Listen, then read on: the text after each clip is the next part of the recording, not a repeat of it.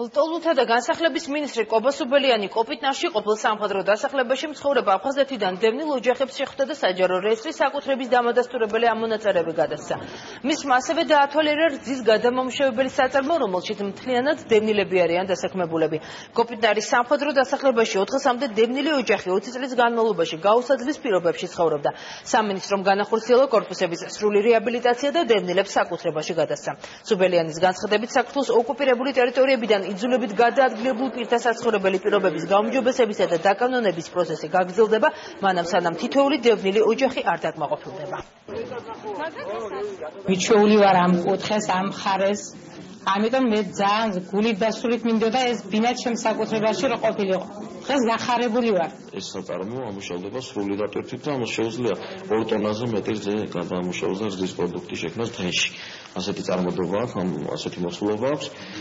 დღეისგან გათავისუფლებული არიან, როგორც იცით, ეს მათ შემოსავალს, ასე ვთქვათ, უფრო გაზრდის, მასტიმულირებელი იქნება დღეს გათავისუფლება თითოეული გლახისთვის და ამ ადამიანების დამატებითი შემოსავლის წყარო გაუჩნდება.